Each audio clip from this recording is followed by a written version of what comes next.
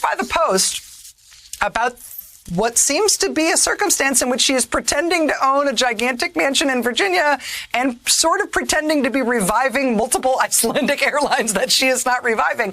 Reached by the Post, Ms. Edwards declined to comment, saying, quote, "I am not giving media interviews at this time." Why not? The last one went so well. I will tell you that we reached out to Ms. Edwards as well. We have not yet heard back. We live in hope. But, as far as the whole WOW Airlines thing goes, it does kind of make you feel a little bit embarrassed, like nationally. If you know somebody who is from Iceland, right, and they ever relayed this story to you, and especially in terms of what it means in their country, this is like a sad thing to have to explain. Oh, man, I'm sorry it went this way. We have a lot of con artists in our country. I'm very sorry this happened to you. You kind of feel a little like national defense around this. But this woman, Michelle Roosevelt Edwards, in addition to playing a bizarre role in that sort of business pages story and that international relations story and that Icelandic journalism story, she's actually a live wire right now in terms of something going on in our country, thanks to the current Republican Party. I mentioned that the Washington Post this weekend had done some digging on her interview with the Icelandic news crew in the house that does not appear to be hers that she said she owns. Well, here's why the Washington Post went digging that direction in the first place.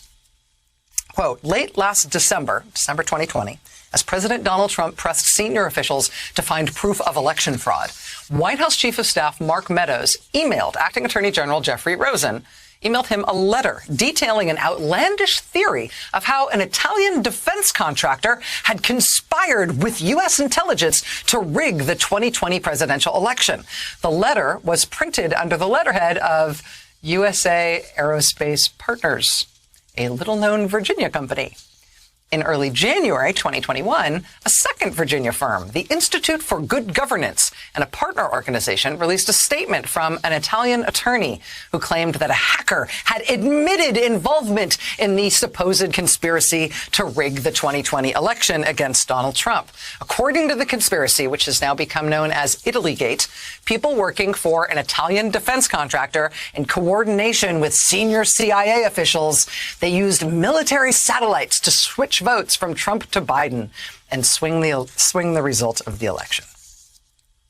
That was all on this letterhead for this little-known Virginia aviation company. What the Washington Post discovered about these two organizations, U.S. Aerospace Partners, whose letterhead was atop the letter that Trump's White House Chief of Staff forwarded to the Attorney General, also the Institute for Good Governance, which was putting out press releases promoting the Italygate conspiracy.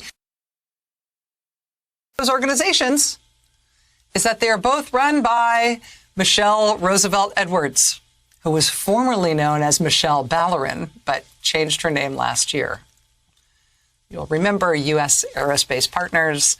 That is the company that bought WOW Air, or at least bought that little model and went to a hotel room in Reykjavik to proclaim that it was going to be flying again. Apparently, that company and its founder have a side business in promoting crazy pants election conspiracy theories. And good to know about her. And if it only went as far as her and like her Facebook friends, okay. But how did the fake mansion bow tie lady's letter about the Italian satellite stealing the election from Trump or whatever, how did that make it into the White House? According to reporting from both the Washington Post and from Talking Points memo, it may have been this woman who you see doing multiple right-wing radio show interviews here. She runs a conspiracy website whose URL is, I kid you not, the web address of her firm is italydidit.com. That's her web address, italydidit. She claims to have gone to a Christmas Eve party at Mar-a-Lago last year after the election, whereupon she had the opportunity to tell Donald Trump personally and directly about the Italygate conspiracy. And the Italygate conspiracy from the lady who pretends to live in that big mansion, who said she was going to revive WOW Air. Yeah.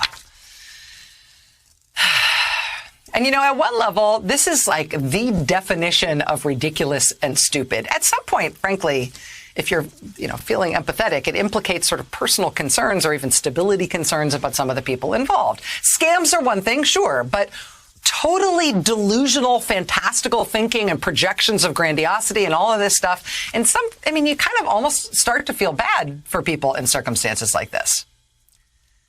But then you see how this isn't an isolated thing that just makes you worry about the people involved.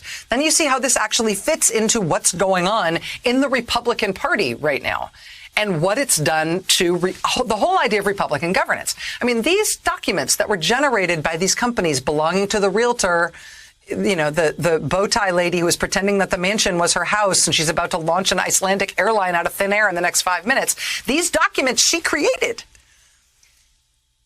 ended up getting stovepiped to the very top of the United States Department of Justice. Those documents were sent, literally, personally, to the Attorney General by the White House Chief of Staff, who was telling the Attorney General that the Justice Department must investigate these things.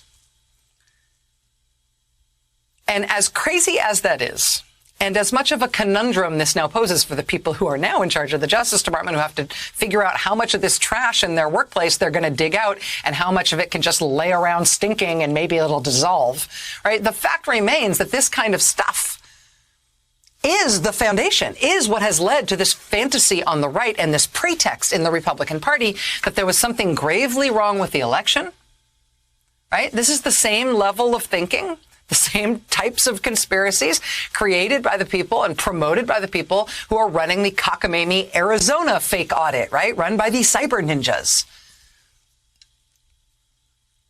And, I'll just point out one other element of this. The lady with the fake house who said it was her house and wasn't her house. Remember, she was Michelle Ballerin, and then she was Michelle Lynn Golden, and she's now Michelle Roosevelt Edwards.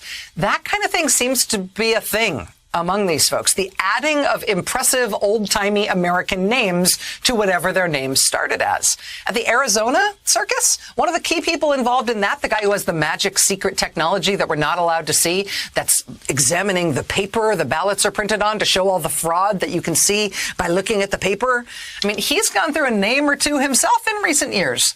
The most recent iteration of his name uses the word Pulitzer. Most recent iteration of her name in Virginia uses the word Roosevelt. I mean, I'm sure those things make them feel very important.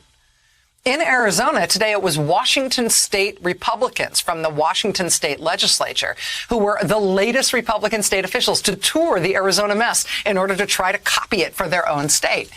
So, get ready. There's probably some QAnon activist renaming himself Einstein in Spokane, Washington right now, who's going to be leading the effort up there because he's got magic technology and tons of money and access to secret intelligence. And have you read my translated documents? It is... Part of me struggles with, is it worth figuring out who all these people are and what it is they're promoting? But then you see how it's being used, and you sort of can't afford not to follow it. It's really, it's something to have to balance, on the one hand, the cheap, low rent, hilarious, bananas, conspiracy, fantasy, con artistry, grift stuff here, right? From Italygate to the QAnon conferences that Mike Flynn is making money at now, to the Arizona Cyber Ninjas thing, to the one they want to do just like that in Georgia. It's one thing to notice how low rent and cockamamie this stuff is, and the grifters and con artists and, forgive me, crazy people who are involved with all this stuff. Balance that, though, with how this is being used by the Republican Party as a whole to justify a mass crackdown on voting rights. Because of the hysteria, the vague and inchoate hysteria that's been bolstered by all of these conspiracies about what nefarious thing happened in the election. This is the stuff that builds the plinth on which the Republican Party is building its current platform. Right? A takeover of election administration procedures for their party alone, wherever they can do it. A draconian and wholesale rollback of voting rights and ballot access everywhere they can control it in the states. But as crazy as all this stuff is, that's what it's being used for. And the Democrats are going to take their biggest shot tomorrow afternoon at trying to stop it. when the Democrats tomorrow bring their big voting rights and election protection bill to the Senate floor for the very first time. And in the Beltway press, expectations are not high for whether or not they are going to be able to pull it off. But it is their best shot at heading off what the Republicans are doing, even though the undergirding and the pretext for what the Republicans are doing lies in territory this insane. What the Democrats are up with that bill tomorrow, it's as real and as dangerous as its pretext is absolutely cockamamie and bananas.